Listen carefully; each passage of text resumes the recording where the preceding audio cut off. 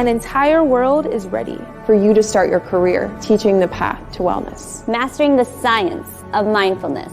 And the art of coaching. To help clients achieve mental, emotional, and physical betterment of life. Through movement, nutrition, recovery, and regeneration. Because impacting one person impacts a family. Impacting a family impacts a community. And impacting a community impacts the world. Become an NASM certified wellness coach.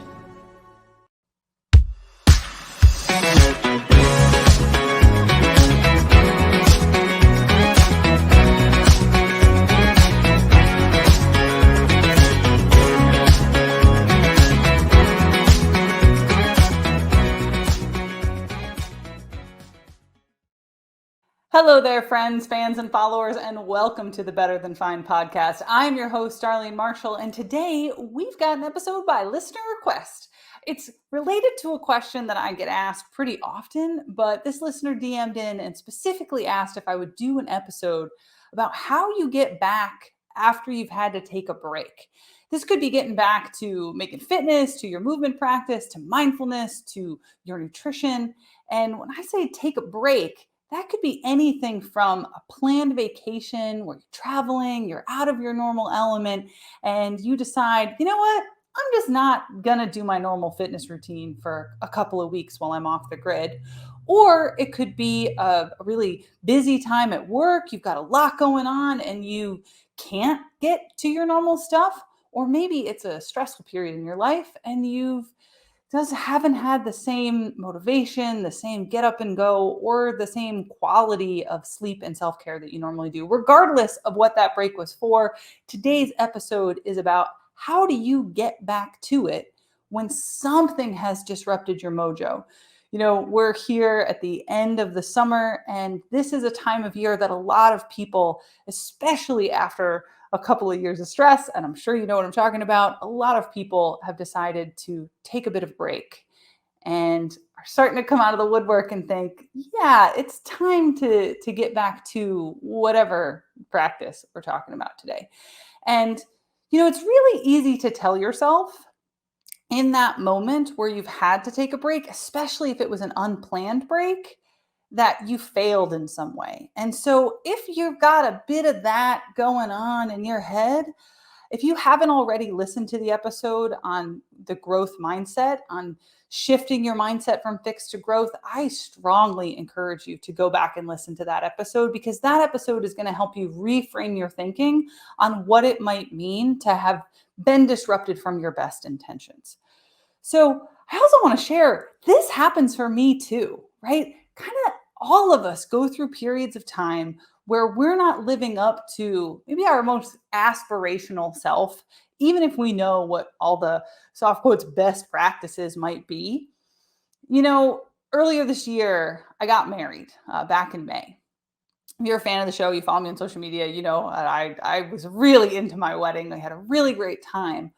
But I also spent months and months training for the big day.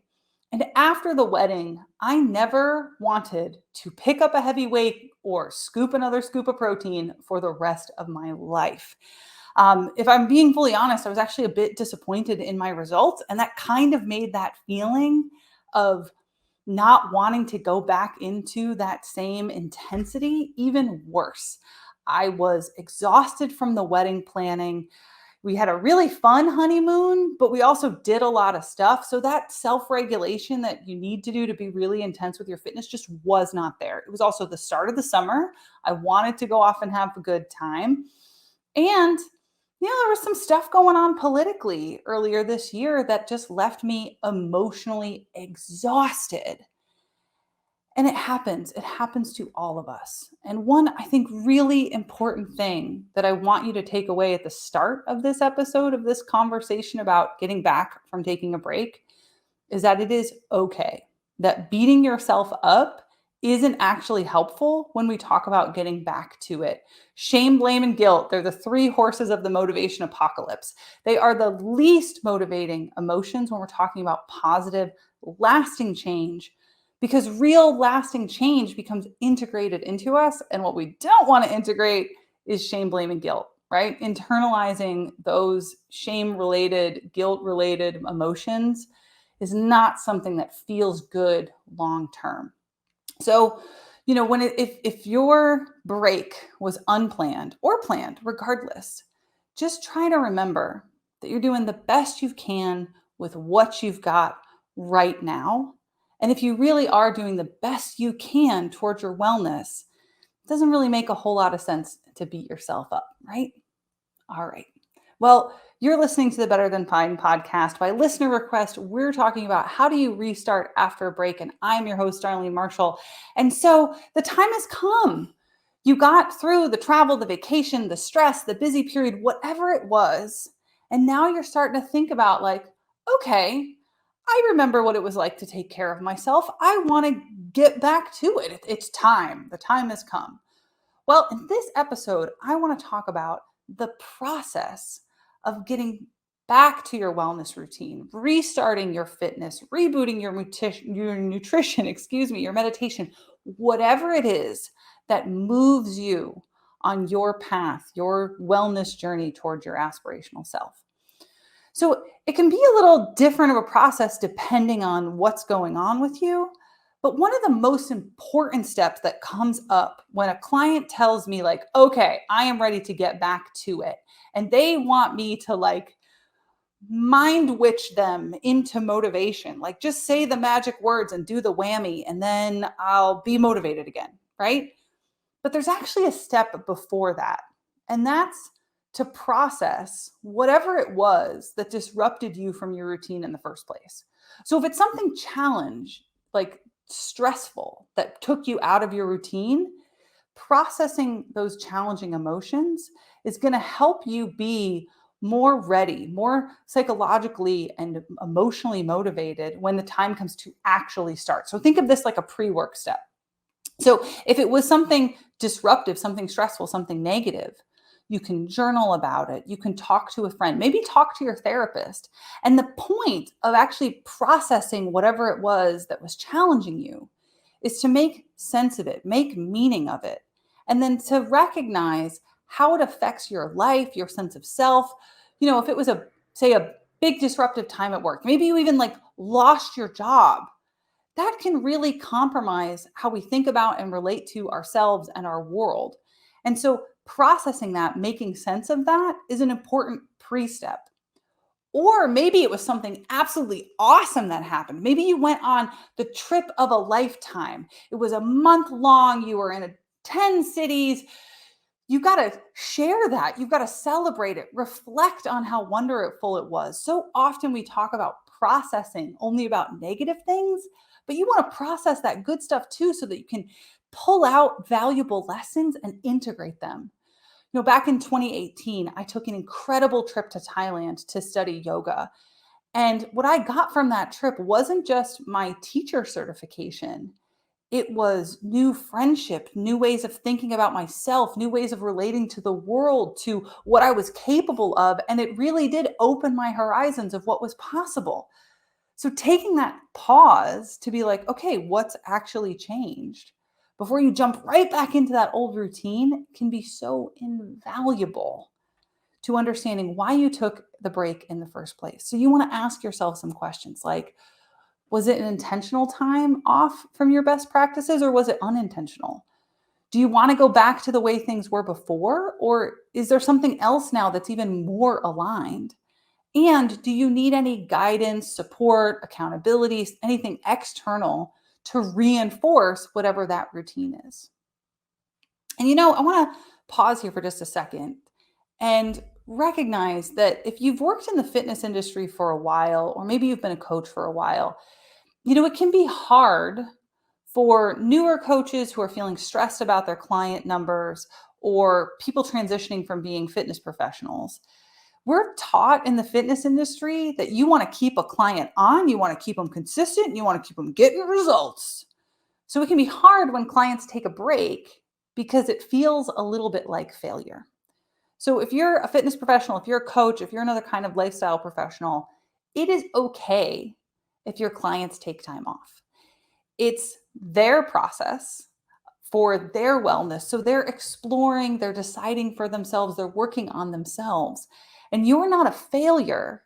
If your clients take off, they take a break, they try something else for a while, it doesn't say anything about you because it's actually about them. A few weeks ago, I had a client right at the start of August. She had been on a break for a little while. She'd been traveling and she came back home and she told me she wanted to take a break from coaching and training for the whole month of August because she wanted to see if the work that we had been doing together over the last 18 months, what would she actually do if she didn't have me right there holding her accountable a couple of times a week? So she wanted to see what had integrated, what had changed in her sense of herself. And when she came to me and said that, she's like, "Oh, but I'm not breaking up with you." She really wanted me to know that. And I came back with, it's okay if you are, right? Because this isn't about me. This is about you and what you need to be successful. So how can we help you structure this time so that it's useful for you? And I believe that that's actually the point of coaching, is that my clients aren't going to need me anymore because they're set up for their long-term well-being. You're listening to the Better Than Fine podcast. We're answering a listener question. How do you get restarted after you've had to take a break for whatever reason, planned or otherwise? I'm your host, Darlene Marshall, and this actually brings me back around. Let's talk about how breaks are useful and how do you actually get back to it. So when I work with a client, my goal is to help them build a sustainable lifestyle that supports their thriving, their flourishing, their long-term well-being. So any practice that they try, any habits that they change should be aligned with who that person wants to be and what their goals are when they get there. So ultimately, that client shouldn't need external accountability if they have fully integrated their practices into who they see themselves as and how they want to live their lives. But stuff happens. As my friend Roger likes to say, he is also a coach. Hi, Roger. People have lives, right? Who's got time for all this wellness stuff when we're out there living our lives? People have lives, and sometimes things comes up and they don't go as perfectly as we've expected them to. So then how do we actually get back to it when something has thrown off your mojo? Okay, here's the meat and potatoes. I'm going to walk you through the actual process that I use with my clients to help them reintegrate a practice after they have taken a break. You might want to bookmark this episode or flag it for yourself or take some notes, reuse this exercise the next time that you get stuck and you need to get back to business. Here we go. Start with number one. Why did you want to start doing this practice in the first place? If you go back in your mind to when you first started working out, meditating, going for daily walks, whatever it was, why? What was your original motivation for making that change? And reconnect to that original motivation. Not only the thought of it, but also emotionally. Like, what was going on with you when you started this practice? So what's going on with you? Step number two, do you still care about that thing? Does it still matter? So if the answer is yes, like let's say that you started meditating because you had heard that it would help with your anxiety and you're still dealing with anxiety. So the answer is yes, it still matters. Okay, you're going to move on to step three. If the answer is no, if whatever your original motivation is no longer relevant, well, it's time to let it go, Elsa. It's time for you to reevaluate what practices actually do now align with whoever you are so that you can carry those forward and go with God. Perfect example, I told you about my wedding earlier. After the wedding, dress was done, back looked good, pictures were taken, everyone was happy. It's time to build the next chapter of my life. I'm going to have different motivations, which require different actions. I didn't want to touch a kettlebell again. It's been 3.5 months and I just started deadlifting again. So I shifted my focus to movement practices that actually felt good. Okay, so step one, why'd you start doing it in the first place? Step two, is that thing still relevant? If the answer is yes, step three is it's time to deal with any ambivalence that you are dealing with. So ambivalence is that thing where you want something, you say you want it, but then you don't actually do anything that you're going to say you're going to do, and you kind of waffle back and forth, and then you don't really go anywhere, and you kind of have that stuck thing going on. Yeah, this is the thing that people normally need help with when they're restarting after they take a break, right? So you connected with the thing, and you're like, yeah, I definitely want to do it, but I'm not actually doing anything. Dealing with ambivalence could be its own episode, but it comes down to the idea of kind of like a pros and cons list. So you're getting something out of not changing right now, right? So let's say that you worked out super hard, really consistently for a long time, and you burnt out, right? Work got really stressful, and now you're struggling with burnout. Not working out is because you feel exhausted. So what you're getting out of that is not getting more exhausted. But at the same time, you know that you want to get back to these practices that are healthy with you, but you got to deal with that other problem first. So dealing with ambivalence is about getting clear with yourself of the good things about changing, the bad things about not changing, so that you can lay it all out for yourself and make an informed decision. So get clear with yourself about what's actually going on, what needs have to be met, and then you can be honest with yourself about the positives of getting back. And so to take this step number 3, one beat further, once you're clear with yourself about the pros and the cons, you got to build some excitement about the pros. So let's say that your favorite group fitness instructor took off the whole month of August, so you haven't been going to class, and now they're back. And you took a break too. If you can build some excitement, hey, my favorite instructor is back and all my friends are going to be there and they have such good playlists, and then that amps you back up to get back into the routine. And that positive emotional payoff, if you're a fan of the show, you know the power of positive emotion. So you want to prime that up so that you actually want to go do the thing. Okay, so you've gotten clear about your intention. You know you still want to do it. You clarify your ambivalence, and then you double down. Step number 4 is make the game plan. Make a game plan that is as specific and detailed as you possibly could. So let's say that group fitness class I just said the example of is at 6 a.m. Well, you know you're going to have to get up, have your clothes laid out. You want to have your sneakers ready. You want your water bottle next to the door. Oh, and you also need to make sure you go to bed on time the night before, because you want to remove every possible roadblock to getting you back into the habit pattern that you're trying to reboot. So get really explicit with yourself. Okay, I know I've got to wash my sports bra 2 days before. That's got to be in the game plan. And then step 5 is you got to actually do the game plan, because you got to do things for them to work. You can't just think about them. Remember the G.I. Joe fallacy.